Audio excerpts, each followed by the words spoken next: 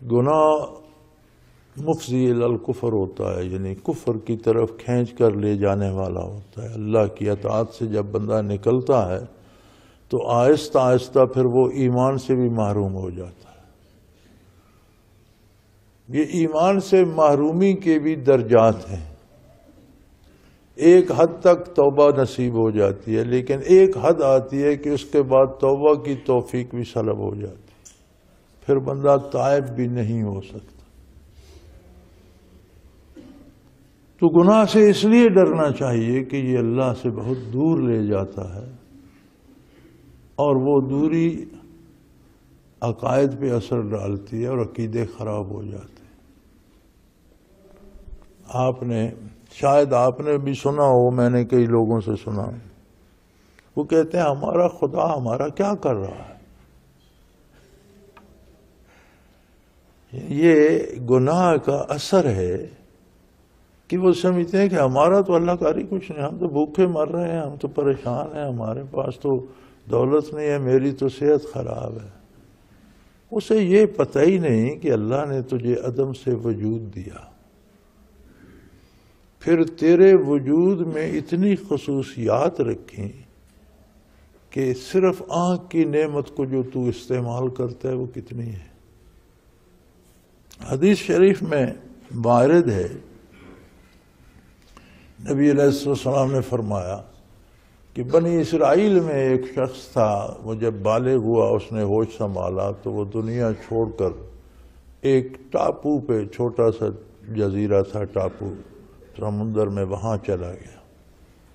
صرف عبادت کرتا تھا، نہ اس وہاں کوئی اور بندہ تھا، نہ کسی بندہ ہی نہیں تھا، بات کس سے کرنی، ملاقات کس سے کرنی۔ تو اللہ کریم نے اس ٹاپو پہ میٹھا چشمہ جاری کر دیا اور پھل اگا دیے، پھل کھاتا، پانی پیتا، اسی سے وضو کرتا اور وہیں عبادت کرتا رہتا۔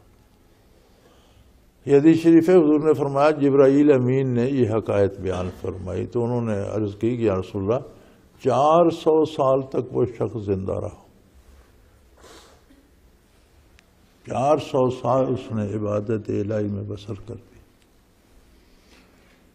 جب موت آئی تو اللہ کریم نے ملک الموت کو حکم دیا کہ میرے اس بندے سے پوچھ کس طرح جان دینا چاہتا ہے، اور اس پوچھ کر روح قبض کرنا۔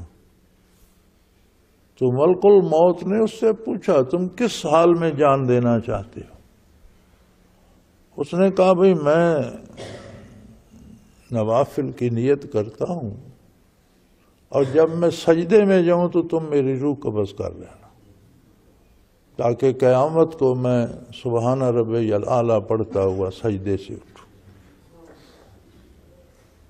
تو نے عرض کی یا رسول اللہ، اسی طرح اس کی روح قبض ہوئی، اور فرمایا کہ میں اب بھی کبھی آسمان سے آتے یا آسمان پر جاتے ہوئے جب اترتا ہوں یا واپس جاتا ہوں تو اس طرف نظر پڑے تو اس کا وجود سلامت پڑا ہے اور سر بسجود ہے، زمانے نے بھی اس کا کچھ نہیں بگاڑا، بارش گرمی سردی نے بھی کچھ نہیں، اب بھی سجدے میں پڑا ہے۔ لیکن عجیب بات یہ ہے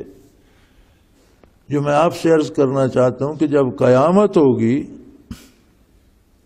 حساب کتاب ہوگا، یہ بندہ جب پیش ہوگا تو ارشاد باری ہوگا اذهبوا بعبدی الی جنتی برحمتی،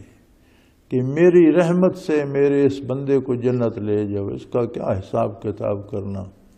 میری رحمت میری بخشش سے اسے جنت میں لے جاؤ۔ عرض کی یا رسول اللہ، اس وقت وہ بندہ عرض کرے گا کہ یا اللہ بے شک تیری رحمت بڑی ہے، لیکن میں نے بھی 400 سال سجدے سے سر نہیں اٹھایا، دنیا میں کسی سے تعلق نہیں رکھا، نہ بہن بھائیوں سے، نہ کوئی دوست، نہ کوئی واقف، نہ کوئی ماں باپ سے، نہ شادی کی، نہ اولاد، نہ گھر بار، میں نے بھی 400 سال صرف تیرے سجدے کیے ہیں، تو کچھ تو میرا بھی مزدوری بنتی ہوگی کہ مجھے رحمت سے ہی بھیجنا ہے۔ تو اللہ کریم ارشاد فرمائیں گے بجا ہے، مناسب ہے، تمہاری بھی بڑی محنت ہے، تو فرمائیں گے ایسا کرو اس کی 400 سالہ عبادت ایک پلڑے میں رکھو، اور 400 سال جو اس نے آنکھوں کی نعمت استعمال کی، صرف وہ ایک نعمت دوسرے پلڑے میں رکھ دو۔ باقی محسوسات، باقی کیفیات کو رہنے دو، صرف آنکھ جو اس نے استعمال کی وہ نعمت دوسرے پڑھنے میں رکھ دو، تو انہوں نے عرض کی یا رسول اللہ اس کی عبادت کم پڑ جائے کہ 400 سال مسلسل استعمال بھی تو نعمت کو کرتا۔ تو ارشاد ہوگا کہ اگر یہ عدل چاہتا ہے تو پھر اسے جہنم میں پھینکو جب تک پوری نہیں ہوتی سزا۔ جب کتنی نعمتیں استعمال کی پھر سب کی پوری کرنی پڑے گی۔ تو بھائی عرض کی یا رسول اللہ، تب وہ بندہ عرض کرے گا کہ یا اللہ مجھ سے بھول ہو گئی، میں نے غلطی کی، میں تیری نعمتوں کا شکر ادا نہیں کر سکتا، اس پر رحم فرما۔ تو حکم ہوگا کہ اگر رحمت چاہتا ہے تو اسے جنت بھیج دو، عدل چاہتا ہے تو جہنم چلائے۔